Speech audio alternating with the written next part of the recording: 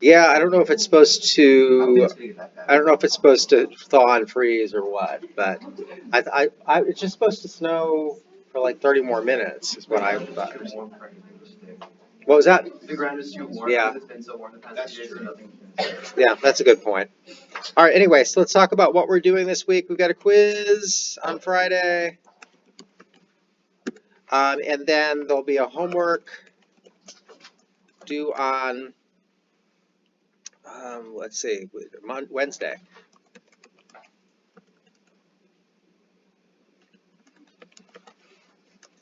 at 7 a.m. And then I'm available for help today and on Wednesday, 1 to 5 p.m. If you want to come see me, let me know. You can just let me know in class. And then there'll be a help session on Friday at 7:30 p.m. on Google Meet. And if you haven't done that before, the link for that is in the syllabus. So in terms of the quizzes I've handed back, mostly people who did really well on them are people that are still studying or still struggling with this material. If you are struggling with the material, I encourage you to get help. You can get help from me. You can go to the tutoring center. Make sure you're doing all the homework. If you're available during these times, you are welcome to come outside my office and just do your homework there and come ask questions. Okay, that's a great way to get help. Also, if you're, I mean, when you're stuck, I won't work on you with the actual homework, but I will give you near identical questions to the homework for us to work through and figure it out. Yes. Oh, question. All right. Any questions on what we're doing? Okay. Well, then let's go on. Today, what I'd like to do is start. I sent you an email over the weekend. For those of you that had lab today and had a lab report due, hopefully you got a chance to watch the video when it was helpful. Not sure if that's any of you in here or not. But in terms of that, what I'm going to do is I want to start with a review problem that's essentially that video, except that what we're going to do for that video, one of the things was a solid and one of the things was a solution, and here we're going to do a problem where both are solutions. Okay, so mercury has this really interesting complex it makes. It can have an ion that has its two mercury stuck together and they're +1 each. So we didn't have you memorize that one, but it does have that ion. So here we'll have mercury. There's two of them. They are stuck together, so we treat them as stuck together. And so that would be a complex right there. So it looks sort of, how it's different is it looks like I forgot to reduce it to the smallest whole number ratios, but the mercury does actually exist as H2, or Hg2, and has a +2 ion like that. So that can react with potassium chloride. I'm just going to start with this equation balanced so we can get to the fun stuff right away. And so this is a double displacement reaction. We can swap partners here and make 2 potassium nitrate, which is soluble. And then we will, remember mercury is one of those ones that likes to precipitate out. It's on one of our exception lists. Okay, we can make mercury chloride solid. So why is the mercury, just in terms of solubility rules, so mercury is one of our problem ones, it's like never soluble. Why is this soluble? Because NO3 nitrate is always soluble, all right? So just in terms of remembering those solubility rules, we have the abbreviated table that you'll be responsible for the next test. Remember the easy ones, right? Nitrates, always soluble. Everything in that first column, always soluble, okay? There's some easy ones to remember there. So for a problem here, then let's say mercury, and it's going to be 1 here because each mercury has a charge of +1. Mercury 1 nitrate reacts. Actually, I've got to put my amounts on here. A solution. It's a solution. All right, hold on. A solution of mercury nitrate, 2 nitrate, is mixed with a solution of potassium chloride. Looking at my notes to see if I wrote it correctly. I need to look at the board. Solution of potassium chloride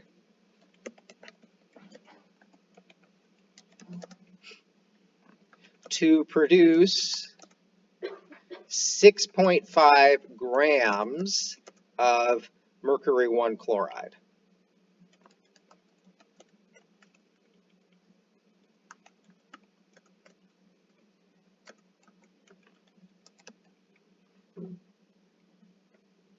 Okay, so that 6.5 grams, what is that? It's going to be a percent yield problem.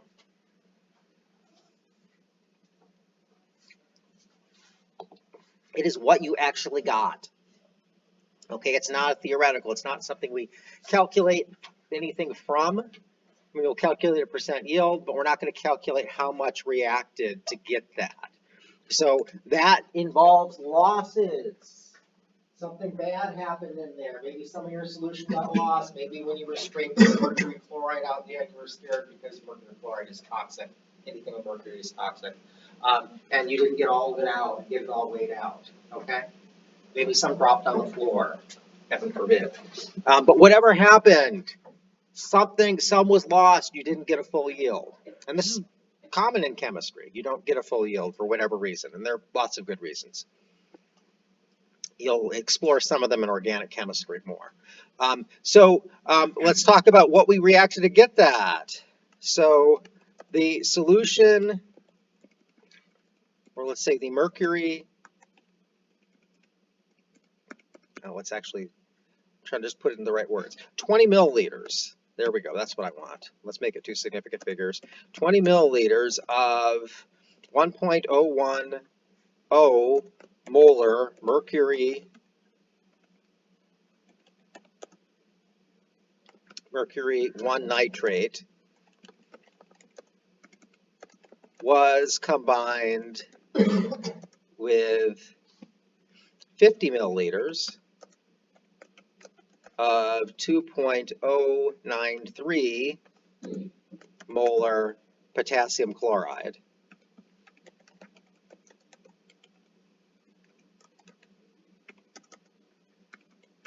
For the reaction above. What is the percent yield? All right, so we're trying to figure out the percent yield here. And to do that, what we need to do first is we need to figure out which one's limiting, right? So percent yield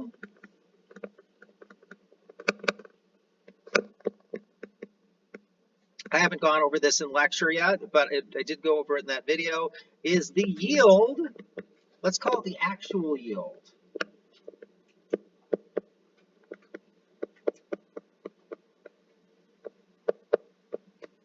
Okay, so it's the yield of stuff you get with whatever your losses are. And then you have your theoretical yield.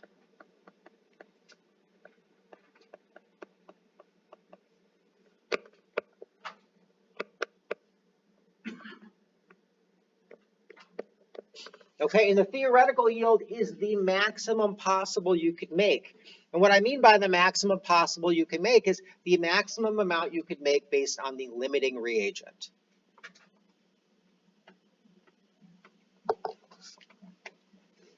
So what we have to do here is we have to figure out how much mercury chloride we could make based on this much mercury nitrate being added and this much potassium chloride being added. Let's rewrite the equation down here because it looks like, well, let's actually just zoom out a tiny bit. And that'll give us room to at least get started with our first line of dimensional analysis on the bottom here. Okay, so we're trying to figure out, what are we trying to figure out here? So as a limiting reagent problem, what are we going to or let's say to get our actual yield? So it's a limiting reagent problem, we have to get our actual yield. What's that actual, what are the units on that actual yield need to be? Grams, right. We need grams of mercury chloride. So I'm sorry to say that for that part of the problem, we need grams of mercury chloride. So what we need to do is we actually do need to calculate the formula weight of this. I was hoping we could get away without it, but we can't.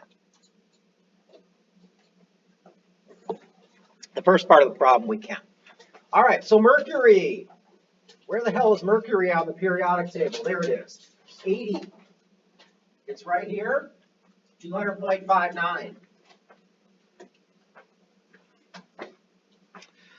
So that the molecular mass of mercury chloride is going to be equal to 2 times 200.59 plus 2 times chloride. That's easy to find, 35.45.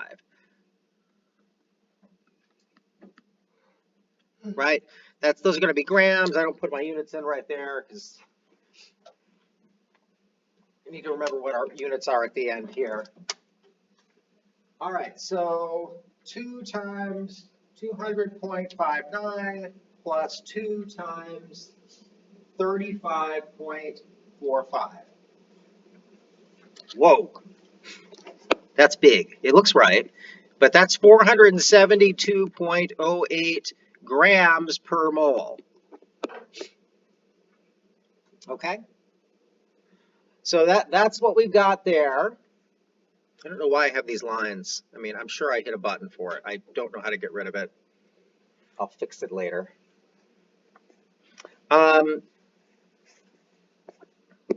Maybe it's one of you wishing really hard that I wrote neater and that if I had lines, maybe it would help. At 57, I can tell you it won't help. All right, so what we need to do now is we need to figure out how much of that we can make, right? And we're going to be using our equation from up above that I need to scoot just a little bit. Here we go. So we can see that, but I want to point out that this is going to be a grams, right? Not a grams. So we're going to have a volume, right, of something to moles to grams problem, okay? Where the volume is going to be one of our reagents, either the potassium chloride or the mercury nitrate. And then and then we're going to be going to mercury chloride. So this is the conversion factor here. This is our conversion factor to get us from moles to grams, right? Our conversion factor here for the moles to moles, we're going to take ratios from the equation. And then this first conversion factor is going to be at one of our sets of volumes from this equation, right? We're going to be using these things and what we know about molarity.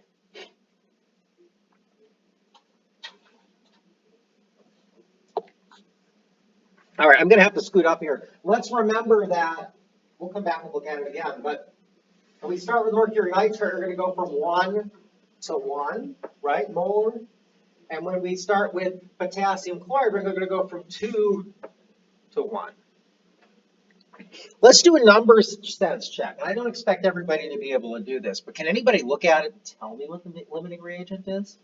Just by looking at it?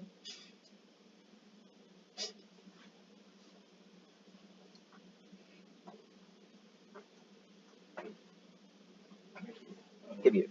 Yeah. Is it the mercury nitrate? Yes, it is. How did you grab that by just looking at it? Because for every 1 mole of mercury nitrate, there's 2 moles of potassium chloride, and there's double the amount of milliliters potassium chloride or his mercury nitrate. Great. Okay, so that's good number sets, right? Try to work that number set. So when I looked at this last night, I actually was calculating it out. I was trying to come up with a 6.5 number. You watch the video, you notice I like made up a yield, and it was way too much. It was going to be like 1,500% yield, and I had to fix it later on with the problem. But last night I calculated it through to make sure this was reasonable, right? And so I looked at this and I did the same exact thing. Okay, so there's twice there. This is when you go from here to there, it's essentially going to be half the ratio, right? Two of these makes one of these, as opposed to one of these makes one of these. We're going to get moles over here, right? So I should have, if this is going to be, if this is not going to be a limiting range, I need to have at least twice as much of this in terms of moles, and I have over twice the volume, and then I have twice the concentration as well. We're going to still work it all, okay? But you should be able to start working that number sense, and it will help you out.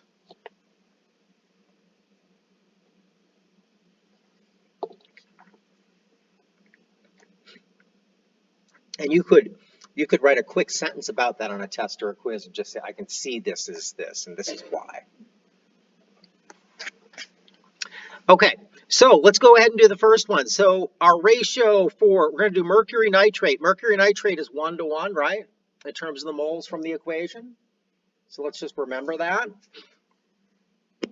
I start with 20 milliliters of mercury nitrate.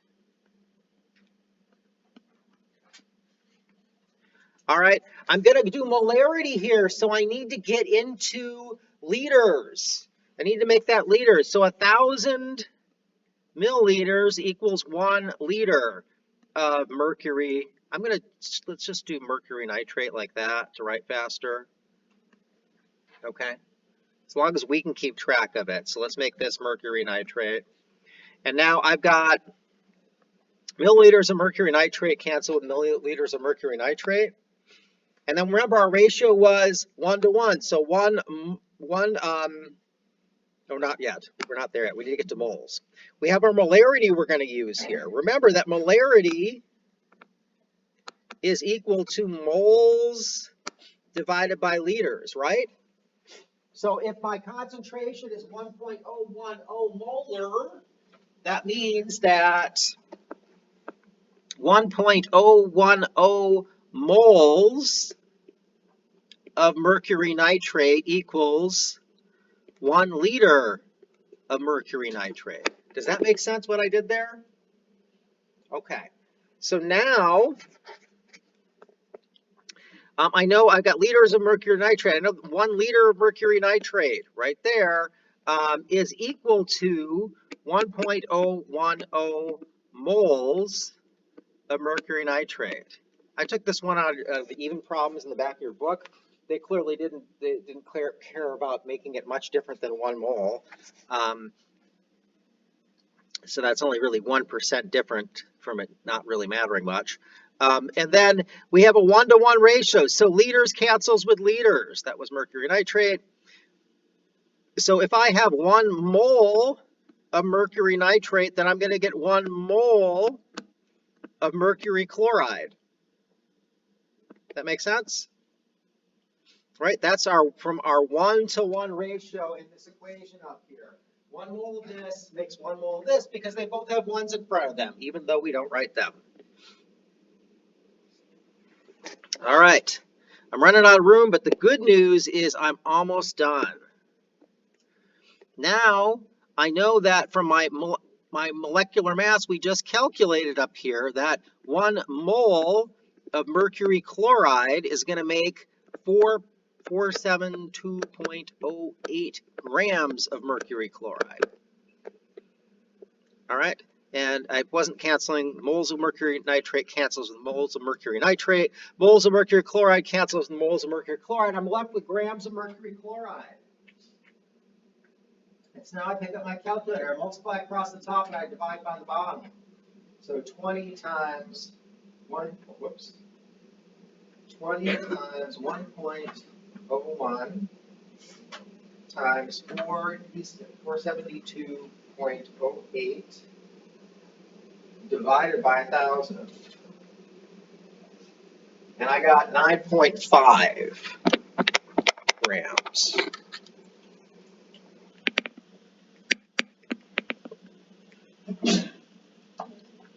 Let's see, I have two significant figures. And now I'm going to actually write out the formula. So mercury chloride. Or I could write out the name. But for an actual unit here, let's actually write the whole thing, as opposed to just our notes as we're going through. Questions on what I did there? Okay, so we would do the same thing. I'm looking at the clock here. We would do the same thing for the other one.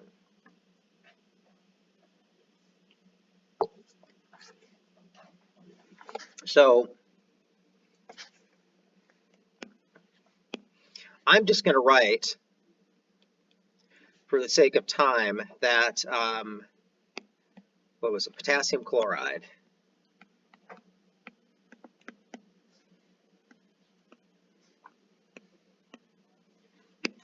Potassium chloride is not limiting.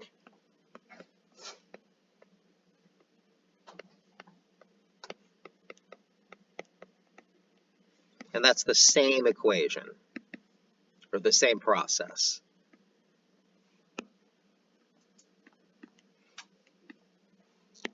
And essentially, what it was 50 milliliters times 2, right?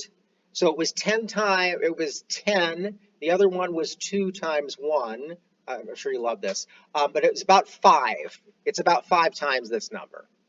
Okay?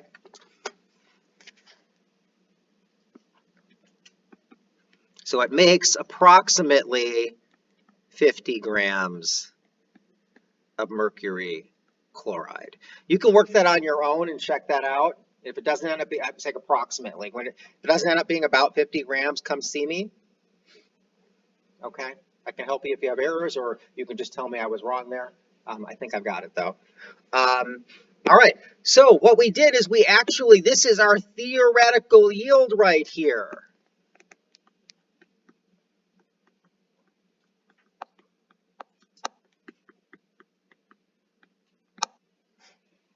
Okay, that is our theoretical yield, and we're trying to do our percent yield. So percent yield, as you remember from above, percent yield equals actual yield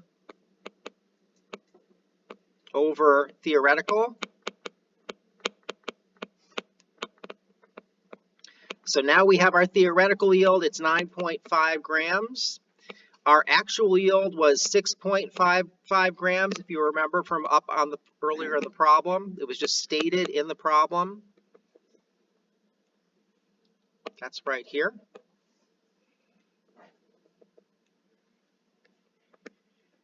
Times 100. And so what's that end up being? Maybe 70% yield? Anybody get it? 68% yield.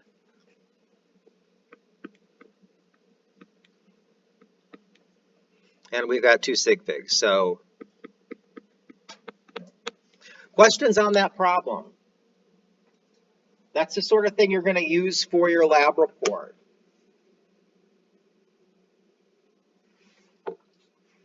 Dr. Livingston told me that for your lab report that one of them was grams and one of them is volumes. So you'll have to do a gram, one is grams to figure out what for the limiting reagent part, and one is as a volume. The example on the website does a grams versus a volume. Here we would have had a volume and a volume, although I didn't work the second one, right? Okay, questions? All right, well then let's go on. We're gonna change gears here, and we're gonna start talking about gas laws. Okay, gas laws are important in chemistry. We can use some simple models to talk about gases and predict what gases will do. This is really useful in various ways. I use it, it affects things I do when I'm doing brewing. All right, so when we talk about gas laws, what we're going to assume in this class and what you can assume in many situations, even outside this class, is that our gases are ideal gases. An ideal gas has two properties, okay? Remember when we talked about gases, show me with your hands, I know you guys will love this, right? You love participation. Show me with your hands, what do gas molecules look like? Okay, they're kind of all over the place and they're far apart, right? They're zipping around, they bounce off each other occasionally, but there's lots of space between them. So the first thing we're going to assume is that the volume of the gas is small compared to its container, the volume of the gas molecules.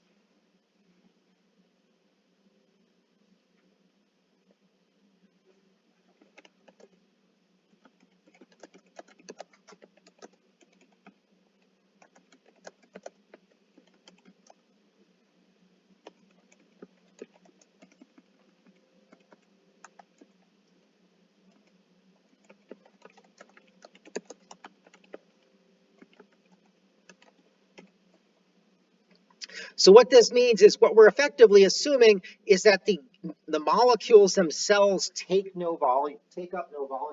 So what I mean by that is that if my container is this big, my gas molecules are like little dots. All right, and so I can assume if these gas molecules were large, then the volume of my container would be smaller. The volume available for the gas would be smaller because these little dots would be taking up too much space. So what the other example of this, the example where the gas molecules are not small compared to their container would be this, in which case I have to calculate the volume of space that wasn't gas. Does that make sense? So essentially these laws care about how much room there is to bounce around. And if my molecules are really big, there's not as much room to bounce around. But we assume because gas molecules are way far apart and they're small, that they don't take up any volume, essentially. And that's a good assumption that works under a lot of circumstances. If you're working with a tank of compressed air, it doesn't work so well, okay? All right, and so we assume also that these gas molecules are not interacting with each other.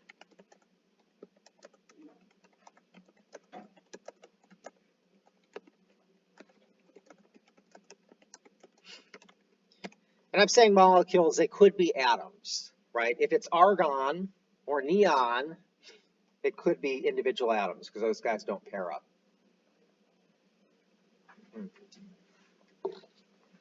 Same thing with helium because they're noble gases. So in other words, as these molecules are bouncing around in their container, the assumption here is that their collisions are completely elastic. In other words, they bounce across each other. We don't have, let's say, two H2 molecules won't come in and stick for a time and then come apart. All right, that would change the behavior. Your book says not attractive, but also not repulsive. Questions? All right, so then we have another concept we need to talk about if we're going to talk about gases, and that's pressure. All right, so gases,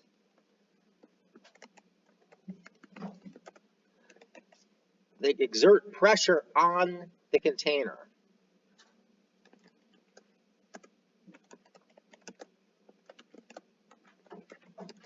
And on each other.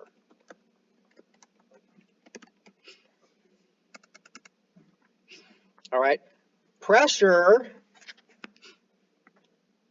is formally defined as force over area.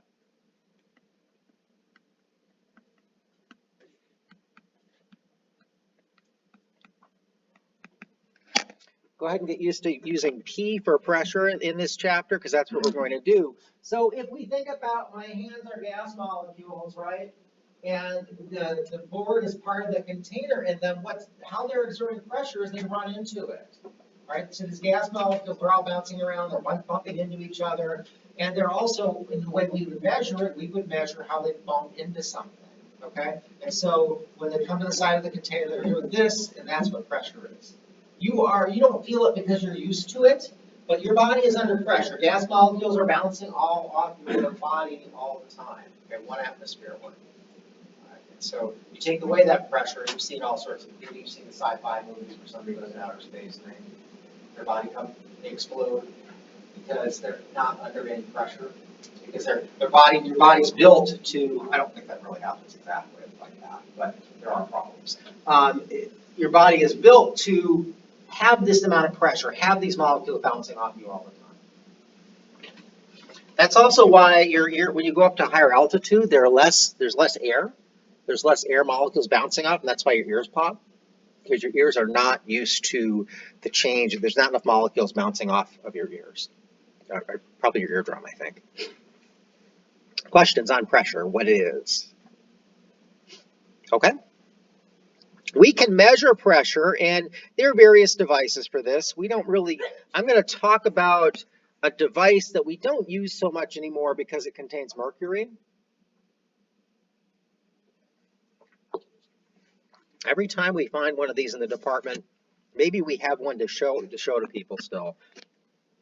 But every time we find one of these in the department, we throw it out. When I say throw it out, we send it to chemical waste, okay? But if you have your gas in a container,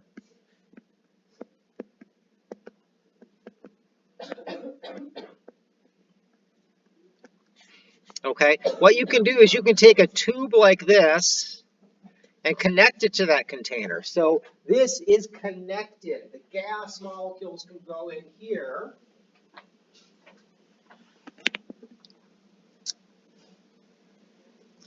And then you can take a tube and you can open it up to the air. So when we think about the air around us, there's 1 atmosphere of pressure. Good ATM for air. That's also what we call 760, we may have seen this unit, millimeters of mercury, and we're going to talk about why that's a unit. Or sometimes it's 760 torr. There are a whole bunch of overlapping units here. But I can fill this container with mercury, and this is how this used to be done.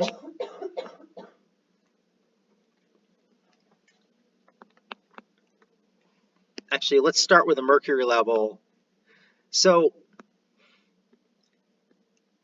if I took this tube and I just had it open to air out here, both sides, and I filled it with mercury. Okay, and I filled it with mercury, the mercury would level out on both sides. All right? If I put my mouth over the end of this, heaven forbid, because there's mercury in it, I put my mouth over this and I blew into it, I blow mercury down a little bit and it would come up a little bit on the other side. Okay, but it's mercury. What do you guys know about mercury besides I've told you over and over again it's toxic? It's liquid at room temperature, so that's good. I don't know that whether it's magnetic or not. It's really heavy. I didn't hear with it. Is that you, Tiffany? Yeah. It's really heavy. Okay, really dense. I don't know what it is. It's probably 15 or something grams per milliliter. So I can blow on it, but it's really heavy, so I wouldn't be able to do a whole lot with that, right? I might be able to move it a bit. But what's going on here is this has what we'd say 760, I'll say torr, but you could also say millimeters of mercury, and I've got 760 millimeters of mercury or torr on this side. So these are level because I have the same amount of air molecules bouncing on this side as on this side. That makes sense? So molecules are coming in, they're bouncing on the surface of the mercury, and that's causing it to push this way, but you have the same number of molecules bouncing on this side, the same pressure of molecules bouncing on this side, and so it stays level. All right, over here though, let's say I add my gas. I have a certain amount of gas here, and we're trying to measure the pressure of it, and it goes down and up. That means that there is more gas, there's more pressure from the gas in this container than there is in regular air. And I can use the difference here to measure that. So this is where the millimeters of mercury thing comes from.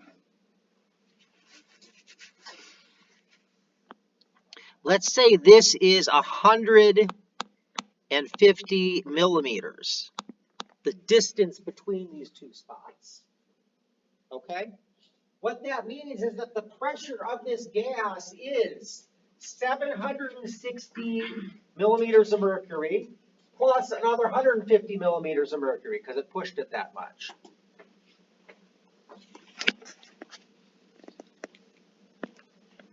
So the pressure of gas sample equals 760 millimeters of mercury. This is our air pressure, plus 150 millimeters of mercury, and that's the difference in mercury level. All right, and so in this case, what is that, 810? 910. 910 millimeters of mercury, or torr. Same thing. Questions? Does that make sense? Are you getting a feel for what the pressure is? That's one way that we measure it. And I don't know, maybe we have one of these out and somebody will haul it out and show it to you. Like I said, because they have, if you do this in lab, you will be using, they're probably veneers, usually little veneer boxes. There's probably a pressure sensor.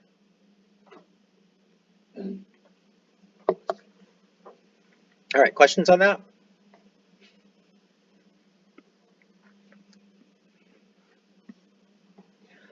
All right, so that's this, and this device, hold on, let me name it. This is called a manometer.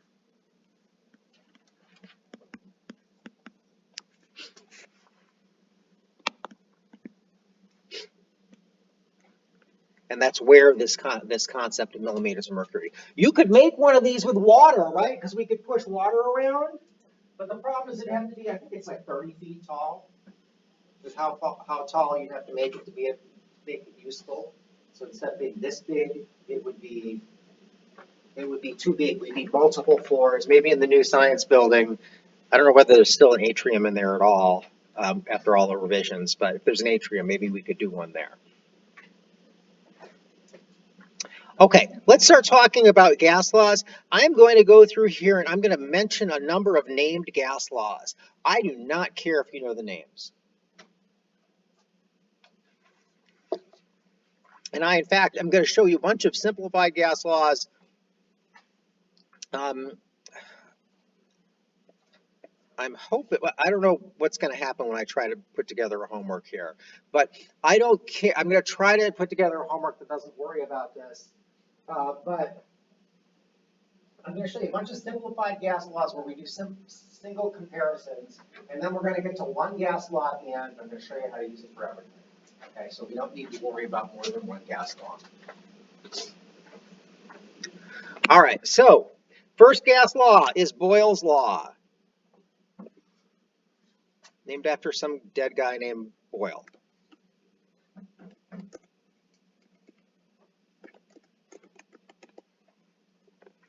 All right, Boyle's law goes like this.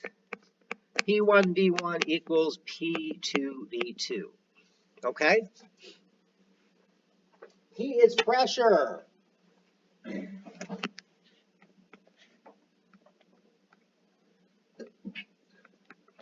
V is volume. Okay? So what this says is if I have gas in a container of some sort, the amount of gas doesn't change. It's like our C1V1, C2V2 problem. We've got a certain amount of stuff.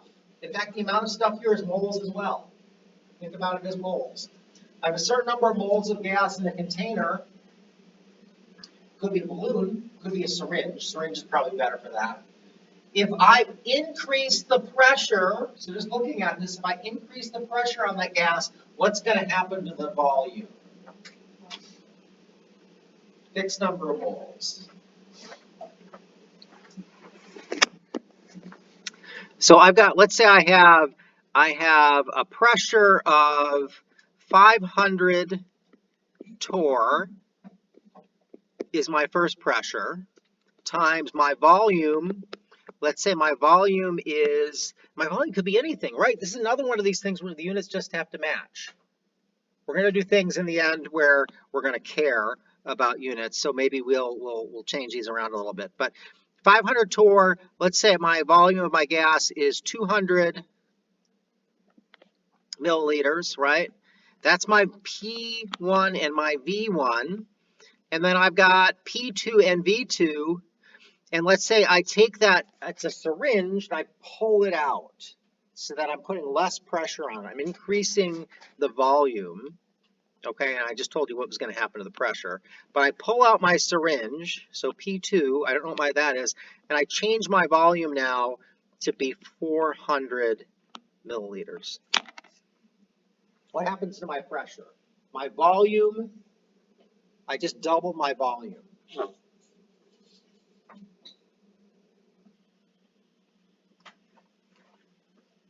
I saw someone mouth half, okay? You see how if I divide both sides by 400, I'm going to divide 200 by 400, I'll have half of it. So my pressure would be pressure, if you put this in and you solve it with the algebra, you're going to get 250 torr. So half the pressure, right?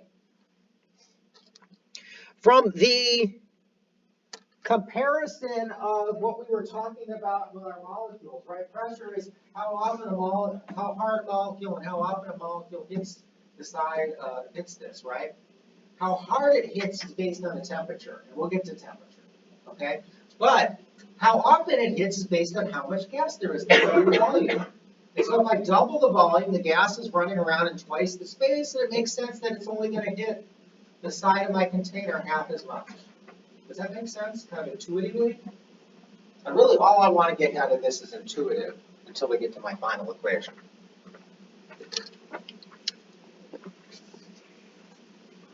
Okay, so then we have Charles's law.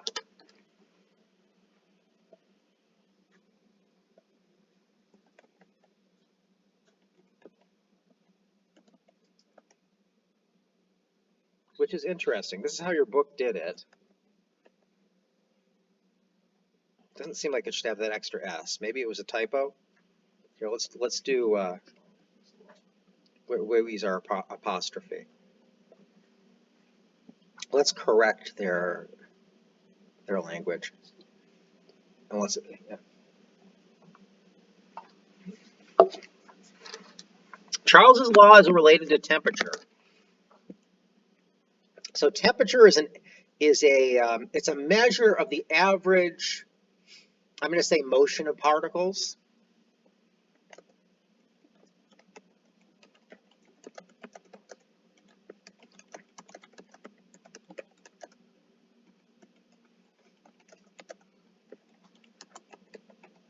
Okay. More specifically, it's a measure of their movement energy.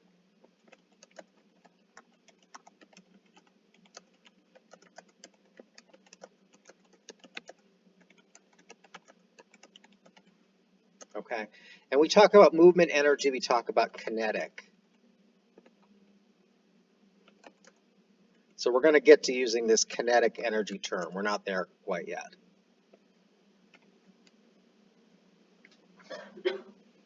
So in other words, the hotter the molecules, the faster they move.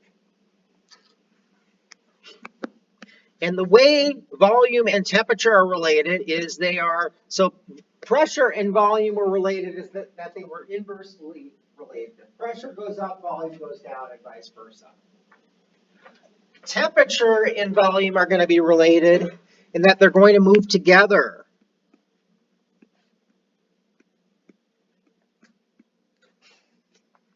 Okay, so if our volume increases and nothing else is changing, right, our temperature needs to increase, and vice versa. Might be more easy to understand with the temperature increases, okay?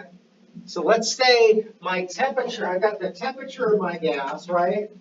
in a certain volume, and those molecules are running around and they're hitting the board, right?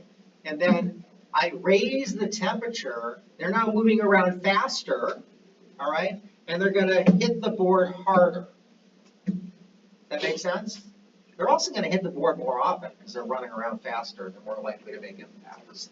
And that will cause the ink, if the chamber can respond to that, there's no pressure here, so pressure isn't changing. So if we think about a balloon, you heat up that balloon and it expands, right? You heat up the air in a balloon, it will expand. You ever see when they've got those big balloons that people ride in?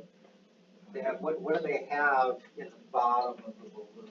Think about it. You've got a big balloon like this, so we've got what's right here. Fire. Yeah, I've got fire. We're heating it up to keep that balloon expanded. Okay? And the temperature, it's expanded, and the reason why the balloon floats is it's expanded, there's more space, the molecules of the air are hitting the side of this balloon more often, and it's less dense in here with molecules because they're running around, they're creating more space for themselves. They have more volume for the same amount of molecules. Does that make sense? Okay. We're just going to skip. I'm not even going to give you a numbers example there. I want you to get that intuitively.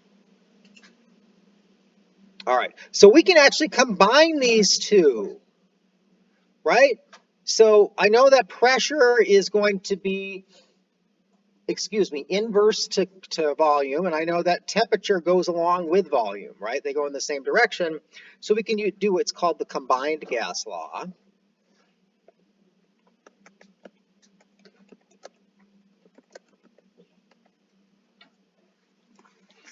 And the combined gas law is, we put these together, so P1V1 equals over T1 is equal to P2V2 over T2. Okay? Once again, we're preserving the relationships. Pressure goes up, volume goes down. Actually, temperature now is related here, but pressure goes up. What has to happen? What's going to happen to my temperature if volume stays the same? Temperature would have to go up, right? Okay, we can put some numbers in. We'll put some numbers in, but we're almost there. Hopefully you can see that I put those together, kind of preserving their relationships.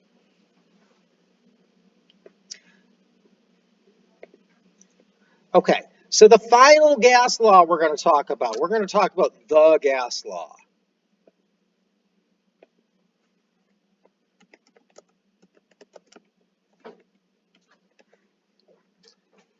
And this gas law is PV is equal to nRT. Okay? N is the number of molecules or moles of gas. So it's related directly to the number of molecules. We could use Avogadro's number here. R is the ideal gas constant.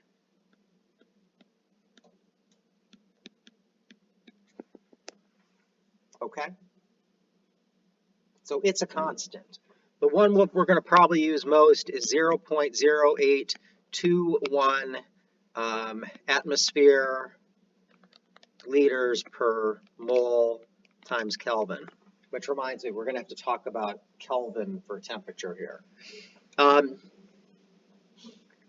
But that's the one we'll use most. There's a whole bunch of different units for it. You can express it in millimeters of mercury, all sorts of things. So looking at this thing, though, what happens if I divide both sides by temperature? So first off, this is an important equation just on its own. So if I know this equation if I know the number of moles of gas, if I know 3 of these things, I can solve for the others. The ideal gas constant is just something I would look up. Okay, so that's what's really useful about this. 4 variables. If I know 3, I can solve for the other one. All right. However, what happens with this if I divide both sides by T?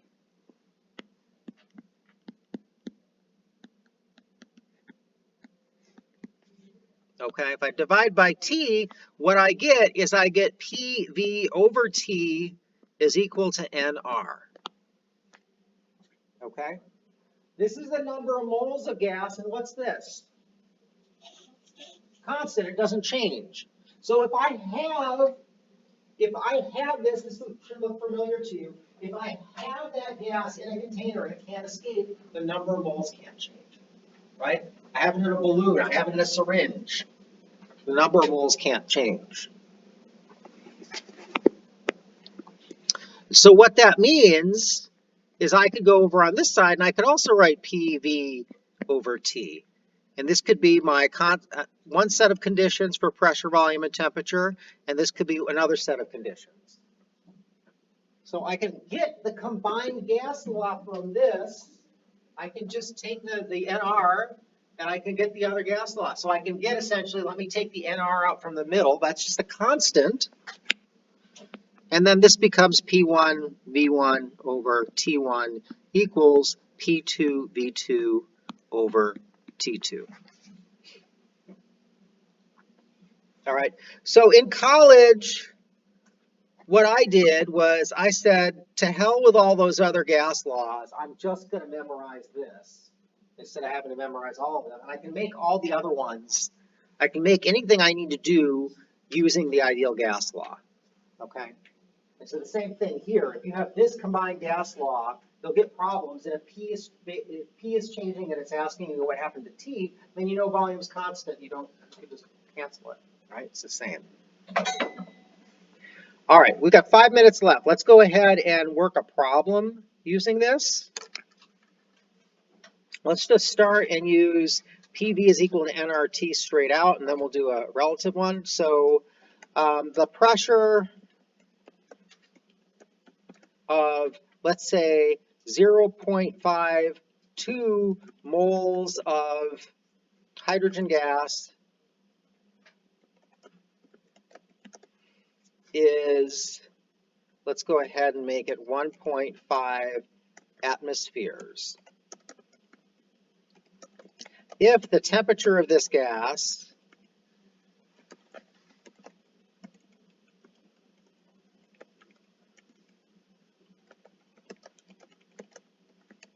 is, I'm going to put it in Kelvin, we'll talk about Kelvin's a measure of temperature. Bear with me for that for a moment, okay? Is, let's say it is 310 degrees Kelvin, which to put that in context, that's your body temperature. Let's see, we had moles, we have pressure, what is its volume?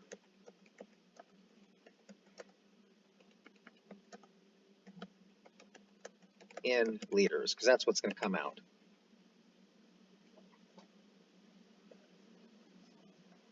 All right, so if I had this problem, what I would do is I recognize the PV-nRT problem, okay?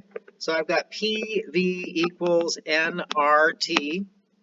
I'm going to be solving for volume, so I can divide both sides by P. You could also put all the numbers in and then divide it out, okay? But I'm going to go ahead and do it this way right now. So V is equal to nRT over V. I've got 0.52 moles. All right, my ideal gas constant, I would look that up on the top of my test. 0.821 atmosphere liters per mole Kelvin. Okay, I have a temperature here. What was my temperature? It was 310 Kelvin. Okay, and then finally my volume, I got confused about. This is P. My pressure is 1.5 atmospheres. All right, before I solve this, I want you to look at my units. Units are important, so it would be good if you could put all the units in when you use this equation, because it'll tell you whether you missed something. All right, so I've got moles, right? Moles cancels with moles. Moles on the top, moles on the bottom. Atmospheres on the top, atmospheres on the bottom. Kelvin on the top, Kelvin on the bottom. And what am I left with? I'm left with liters, which is a volume, which is what I was trying to solve for. that tells me that I set up the equation correctly. So I do 0.52 times 0.0821 times 310 divided by 1.5. And what I get is 8.8 liters. So what other people got? All right, let's really quick, we've got a second here. We'll use our last 2 minutes to talk about Kelvin.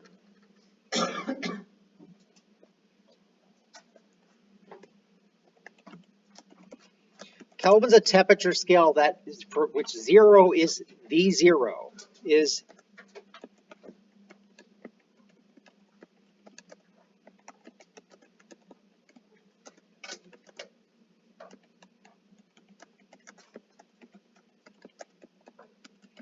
it's absolute 0.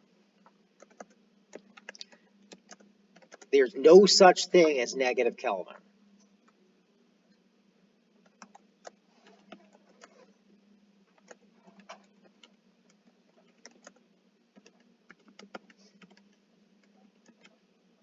That would be a cool band name. Negative Kelvin. All right, so, but there's no such thing as negative Kelvin. That's the deal. You get down to absolute 0, there is no kinetic energy at all. No energy. Okay, so there is a place where you have no energy, and that's where Kelvin is defined. And so if you want to calculate Kelvin, Kelvin is going to be equal to Celsius minus, I'm sorry, plus, because there can't be a negative, plus 273, I'm sorry, I've got these backwards.